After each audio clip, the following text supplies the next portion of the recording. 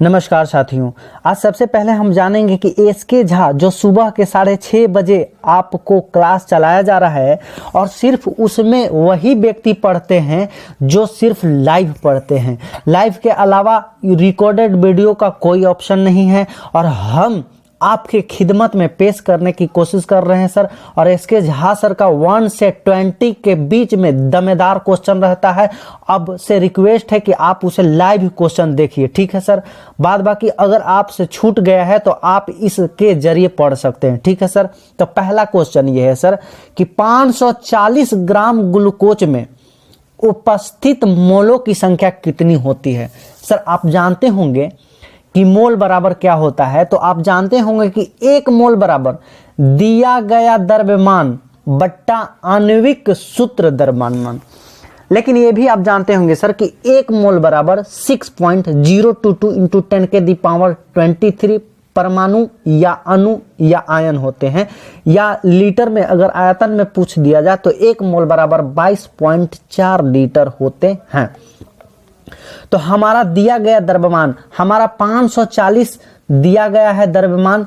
और आणविक सूत्र यानी ग्लूकोज का अगर फॉर्मूला की बात कीजिएगा तो C6H12O6 होता है।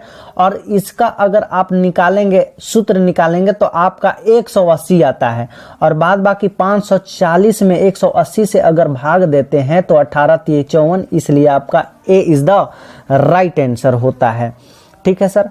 नेक्स्ट क्वेश्चन ये है कि हीलियम के 64 ग्राम में कितने मोल मौजूद होते हैं, ठीक है सर। सबसे पहले तो मौजूद मोल की बात किया जाए तो 1 मोल बराबर अगर हम बात करते हैं तो आपने पढ़ा है अभी क्या सर कि 1 मोल बराबर दिया गया द्रव्यमान बट्टा आणविक सूत्र, तो हम उसी प्रकार से पढ़ाएंगे। तो मोल बराबर 64 ग्राम दे दिया गया है आपका और हीलियम का आपका सूत्र होता है 4, तो 16 चौक के 64 यानी आपका 16 मोल आंसर हो जाता है।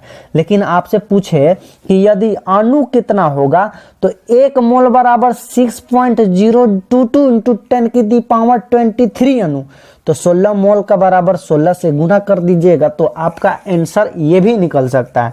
लेकिन आमतौर पे आपका 16 मोल में दिया है तो 16 मोल आंसर होगा। एक तत्व का इलेक्ट्रॉनिक विन्यास 284 है, तो तत्व का नाम बताइए। अच्छा आप जानते होंगे 284 यानी 8 2 10 10 4 14, आप सिलिकॉन भी मार सकते थे।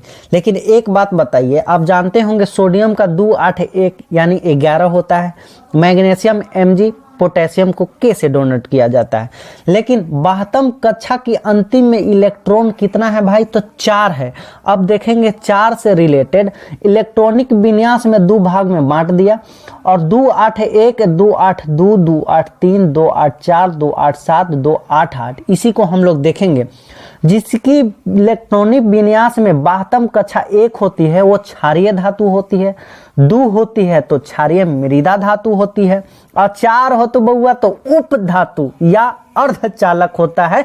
तो 12वीं कक्षा में इलेक्ट्रॉनों की संख्या 4 होगा तो उप धातु होगा या अर्धचालक होगा।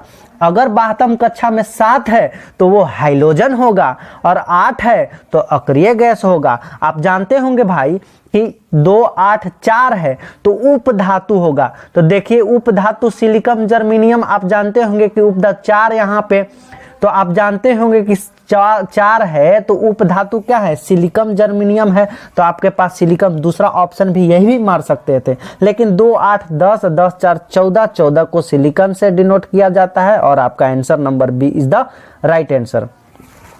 एक तत्व का इलेक्ट्रॉनिक विन्यास 2881 है, तो तत्व का नाम बताइए। हमने क्या बताया भाई कि अगर इलेक्ट्रॉनिक विन्यास के अंतिम में 1 है तो हमने अभी बताया कि जिसके अंतिम में आपका रहेगा विन्यास इलेक्ट्रॉनिक, तो 1 में क्षारीय मृदा धातु। क्षारीय मृदा धातु अगर आप पढ़े होंगे तो हलीना कर रब से फरियाद होता है, तो इसमें H हलीना कर रब से फरियाद, ठीक है सर। तो इसमें अगर सोडियम नहीं है, सोडियम यहाँ पे सोडियम है सर। एक बात बताइए तो सोडियम में फंस गए। एक तो एक प्रकार के सोडियम भी है और पोटेशियम भी, मैग्नीशियम तो इसमें नहीं आता है। तो आप जानते होंगे कि 2 8 10, 10 8 18, 18 1 19 और 19 का सिंबल पोटेशियम, इसका मतलब पोटेशियम द राइट आंसर होगा सर।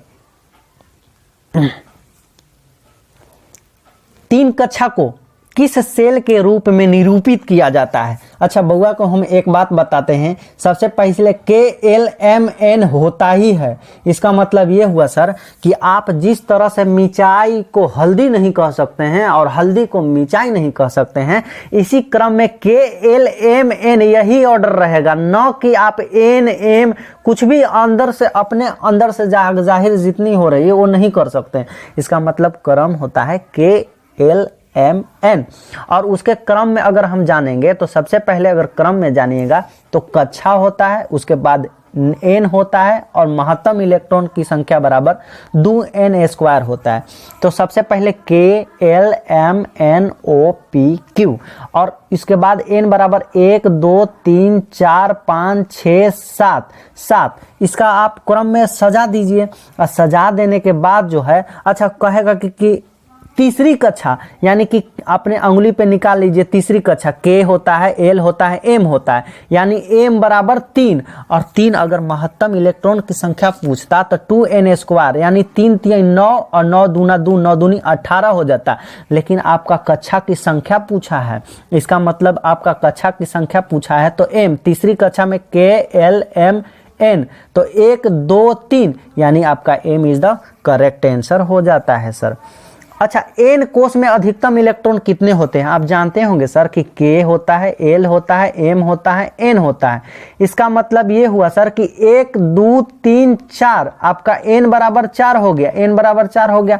अब आप जानते होंगे अधिकतम इलेक्ट्रॉन की संख्या बराबर 2n², तो 4 को N बराबर 4 तो 4 चौके 16 और गुना 2 यानी 16 दूना 2 यानी कि आपका 32 इज द करेक्ट आंसर हो जाएगा। उम्मीद करता हूं कि समझ में आ गया होगा सर। निम्नलिखित में कौन सा प्राकृतिक में क्षारीय है? अच्छा एक स्टैंडर्ड रूप से बताते हैं और एक बिना स्टैंडर्ड रूप से बनाते हैं।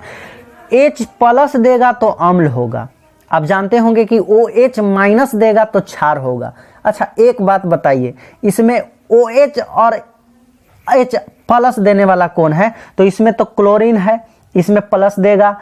SO4 है, इसमें OH नहीं है, OH नहीं है, OH है, इसका मतलब क्षारीय तो होगा। लेकिन थोड़ा सा स्टैंडर्ड अगर हम बात करते हैं, C2H5OH या CH3OH, ये क्षार नहीं है भाई, ये इथाइल एक अल्कोहल है। इसका मतलब आपको ये पूछा जा सकता है कि क्षारीय कौन नहीं है, तो ध्यान दीजिएगा सर, ये सब OH रह कर भी क्षार नहीं है। इसका मतलब ये आपका मामला कहीं ना कहीं गड़बड़ा सकता है। तो हम कहेंगे कि C2H5OH क्षार नहीं है, CH3OH भी क्षार नहीं है, ये सब इथाइल अल्कोहल है। ठीक है सर, अगला नंबर से क्वेश्चन में रूबरू करवाते हैं। धातु अम्लों के साथ अभिक्रिया करके द्वारा उत्पन्न किया जाता है। अच्छा एक बात कहता है, बताइए, धातु मान लेते हैं कि सोडियम धातु ले लिए हैं और अम्ल ले लिए हैं HCl, अगर इन दोनों का अभिक्रिया करेंगे तो NaCl प्लस हाइड्रोजन का निर्माण होगा, यानी कि NaCl का मतलब होता है नमक, और नमक को कहते हैं हम लोग क्या चीज? लवण। इसका मतलब लवण निर्माण होगा और यहाँ पे लवण निर्माण होगा और साथ में आपका हाइड्रोजन भी निर्माण होगा। इसका मतलब लवण के साथ हाइड्रोजन होगा। एक मैं आपको और थ्योरी देने जा रहा हूं, जब अम्ल और क्षार अभिक्रिया करता है तो लवण प्लस जल बनाता है। क्या बनाता है बाबू? तो लवण प्लस जल। जब कहे क्वेश्चन में कि अम्ल के साथ क्षार अभिक्रिया करके क्या बनाया जाता है, तो अम्ल के साथ क्षार अभिक्रिया करके क्या बनाया जाता है? तो जल बनाया जाता है, जल। और HCl को हम लोग, यानी कि अम्ल को हम लोग प्रबल अम्ल कहते हैं और क्षार को हम लोग प्रबल क्षार भी कहते हैं। ठीक है सर, तो ये आपका थ्योरी हो गया। डैश उभयधर्मी प्रकृति का होता है। अच्छा, उभयधर्मी अगर पढ़िएगा, उभयधर्मी न अम्ल और क्षार ये दोनों होता है। अम्ल में अगर क्षार यानी कि अम्ल भी हो और क्षार भी हो, उसी को उभयधर्मी कहते हैं। हम बउआ को समझाते हैं, 3 वो एग्जाम्पल दे रहे हैं, थोड़ा सा आप रट लीजिएगा। Al2O3 ये उभयधर्मी है, ZNO ये भी उभयधर्मी है, PbO2 इसका मतलब ये हुआ सर कि Al2O3 और ZNO और PbO2 ये सब उभयधर्मी है। तो देखिए आप ऑप्शन में, तो ऑप्शन में उभयधर्मी ZNO है, तो option number D is the right answer हो जाएगा। क्वेश्चन 10, निम्न में से किसका घनत्व जल के घनत्व से अधिक होता है? अच्छा, जल के घनत्व से अधिक होता है, इसका मतलब जो एक थ्योरी में देने जा रहा हूं कि जो डूबेगा, घनत्व की मैं बात कर रहा हूं, अगर घनत्व अधिक होता है, क्वेश्चन में कहा कि घनत्व अधिक होता है, तो घनत्व अधिक होता है और एक घनत्व कम होता है। दुइये को तो क्वेश्चन है आपको टाइप होगा, चाहे तो एक घनत्व अधिक होगा या तो घनत्व कम होगा। तो हम क्या बताने वाले हैं आपको, जो डूबेगा या जिसमें तैरेगा घनत्व अधिक होगा, या जो तैरेगा जिसमें डूबेगा घनत्व कम होता है। आप कहोगे हैं सर गाँव गाँव गाँव गाँव हो गया, तो थोड़ा सा गौर फरमाइएगा। जो डूब गया और जिसमें तैरेगा घनत्व अधिक होता है, और जो तैरेगा और जिसमें डूबेगा इसका घनत्व कम होता है। तो अब देख लीजिए ना, घनत्व अधिक होता है, तो घनत्व अधिक होता है इसका मतलब हम खोजेंगे कि जो डूब जाएगा या जिसमें तैरेगा, वही हमारा ऑप्शन हो जाएगा। तो कॉर्क डूब जाता है? नहीं। बर्फ? नहीं। थर्मोकोल? नहीं। लेकिन लोहे का कील डूब जाएगा, यानी डूब जाएगा, जो डूब जाएगा अधिक घनत्व होता है, तो लोहे का कील is the right answer. CGS प्रणाली में विकृति की इकाई क्या है? तो आप जानते होंगे सीजीएस प्रणाली में अगर बात किया जाए तो सीजीएस प्रणाली में आवर्धन क्षमता या घर्षण गुणांक विकृति या अपेक्षित घनत्व ये सब मात्रहीन है और विमाहीन है, ना ही इसका मात्रा होती है और ना ही इसका बीमा होती है। इसका मतलब सीजीएस प्रणाली में विकृति इनमें से कोई नहीं होगा। ठीक है सर। दाब और पृष्ठ तनाव और संवेग, आवेग, श्यानता गुणांक, इन सब का आप मात्रा याद कर लीजिए, बीमा याद कर लीजिए, ये सब क्वेश्चन में ही आते हैं। हालांकि हम नहीं, एसके झा सर ने कहा है कि आपका जब निकलना है तो दाब का एक याद कर लीजिए, पृष्ठ तनाव का और गुरुत्वाकर्षण निर्देशांक का, संवेग और आवेग, श्यानता गुणांक का, ये सब का आप नोट डाउन कर लीजिए आप अपने से खुद से, और उनके बुक में से याद कर लीजिए, आपका काम बन जाएगा, ऐसा एसके झा ने सर ने कहा है। उच्छेप बल और भार कार्य करते हैं, तो उच्छेप बल और भार क्या कार्य करता है? देखिए, एक जो है ये मान लीजिए इसमें अंडर पानी है और ये वस्तु है, तो ऊपर से अगर लगता है तो भार कहा जाता है, और नीचे से अगर भार को, वस्तु को जब पानी में टच होता है उस पर उत्प्लावन या उच्छेप बल कहते हैं, या इसको हिंदी में एक आता है बुयानेंट बल कहा जाता है। ठीक है सर। तो कहा कि उच्छेप बल और भार, यानी कि ऊपर से भार और नीचे से उत्प्लावन बल, तो इन दोनों का विपरीत दिशा में काम करेगा। अगर ऊपर की ओर करता तो ऊपर की ओर कौन कर रहा है? आपको ऊपर की ओर उच्छेप बल, यानी कि उच्छेप बल हो जाता है, ऊपर की ओर उच्छेप बल, और नीचे की तरफ कौन काम करता है? तो भार। इसका मतलब नीचे की ओर कहता तो भार काम करता, और ऊपर की ओर काम कर रहा है, इसका मतलब उच्छेप होता है। किसी वस्तु का तरल पदार्थ पर रखे जाने से उत्पन्न ऊर्ध्वगामी दबाव को क्या कहा जाता है? तो इसी को कहा जाता है बॉयंट फोर्स। बॉयंट फोर्स कहा जाता है।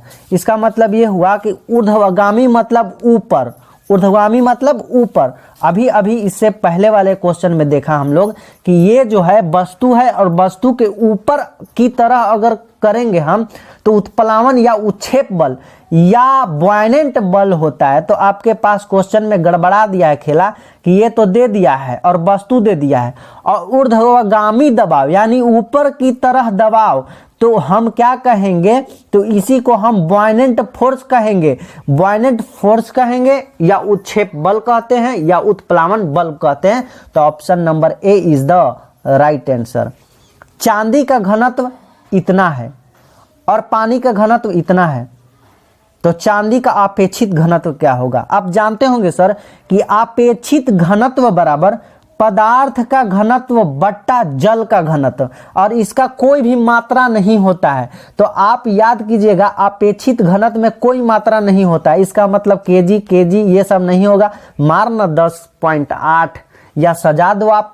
अपेक्षित पदार्थ का घन बराबर इतना और बटा 10 बटा इसी में 10, 103 दे दो, 3 से 3 खत्म, बच गया 10.8 आपका, और 10.8 आपका आंसर हो जाएगा। सूरज की रोशनी को उसके संगठक रूपों में कौन विभाजित करता है? तो सूरज की रोशनी में उसके संगठक रंग विभाजित, जिसे कि आपको रंग विभाजित कह दिया है आपको, तो प्रिज्म से होता है। आप जानते होंगे अपवर्तन सर ने कहा कि अपवर्तन के मतलब होता है प्रतीत होना। तारे क्यों टिमटिमाते नजर आते हैं? प्रतीत होता है। पानी में सिक्का ऊपर उठा हुआ प्रतीत होता है। इसका मतलब जो भी प्रतीत होता है अपवर्तन के कारण होता है। अपवर्तन जो भी प्रतीत होता है अपवर्तन के कारण होता है। आप इसको थोड़ा सा गौर फरमाइएगा और हम क्वेश्चन में थोड़ा सा समझाते हैं कि अगर बात किया जाए जिस बिंदु पर सभी किरण मिलती है उसको पोल कहते हैं। जिस बिंदु पर सभी, मान लीजिए ये अवतल और उत्तल को हम लोग सजा दिया और ये दोनों ध्रुव मिलता है, इसी को हम लोग कहते हैं, आपको पोल कहते हैं या ध्रुव कहते हैं, तो पोल कहते हैं आपका। खास रंग दिखता है उसको प्रकीर्णन कहते हैं। रंग बिरंगा दिखता है तो वर्ण विक्षेपण कहते हैं। और अगर हम बार बार कहें कि बार बार दिखता है तो कभी कभी दिखता है तो व्यक्तीकरण। इसी को क्वेश्चन को मॉडलाइज कर दिया है। सूरज की रोशनी को उसके रंग में परिवर्तन यानी रंग में विभाजित होता है प्रिज्म के कारण, और उसके बाद जो होता है कि रंग में खास रंग दिखता है प्रकीर्णन के कारण। सर ने कहा कि एक कॉन्सेप्ट से हम थोड़ा सा दिमाग के बत्ती जला देंगे और हिला देंगे। हालांकि क्वेश्चन का है कि रंग में विभाजित होता है प्रिज्म के कारण, और रंग में विभाजित होता है प्रिज्म के कारण, रंग में विभाजित होता है प्रिज्म के कारण, ठीक है सर। और खास रंग दिखाई देता है प्रकीर्णन के कारण, और रंग बिरंगा दिखाई देता है वर्ण विक्षेपण के कारण, और कभी कभी दिखाई देता है व्यक्तीकरण के कारण। आपका काम हो गया होगा। जीवन की मूलभूत इकाई क्या है? तो आपको उत्तक है? नहीं, गलत है, कोशिका है। जीवन की मूलभूत इकाई कोशिका है, ठीक है सर। तो कोशिका भित्ति कहाँ पाई जाती है? तो कोशिका भित्ति पाई जाती है पादप कोशिका में पाई जाती है। लेकिन हम सेल्यूलोज के कुछ बात बताते हैं। कोशिका भित्ति कहाँ पाई जाती है? तो पादप कोशिका में। लेकिन सेल्यूलोज की कुछ हम निर्माण बनाएंगे, पादप में पाया जाता है। सेल्यूलोज कहाँ पाया जाता है? तो पादप में पाया जाता है। पेपर बना होता है सेल्यूलोज से। लकड़ी में पाया जाता है सेल्यूलोज। शाकाहारी की छोटी आंत में लंबी होती है। शाकाहार की छोटी आंत लंबी होती है। सेल्यूलोज पचाने के कारण आता है, ठीक है सर। अगला नंबर, इनमें से कौन सा गर्मी के प्रवाह से संबंधित नहीं है? तो गर्मी के प्रवाह से संबंधित रिफ्रैक्टिव नहीं है। अगर हम बात किया जाए तो पदार्थ की सघनता और विरलता को बताता है रिफ्रैक्टिव। उम्मीद करता हूं कि आप इसको एंजॉय किए होंगे। एसके झा का number of 2 PDF number of 2, जिसे सुबह 6:30 बजे क्लास चलती है, आप जरूर भाग लीजिए सर।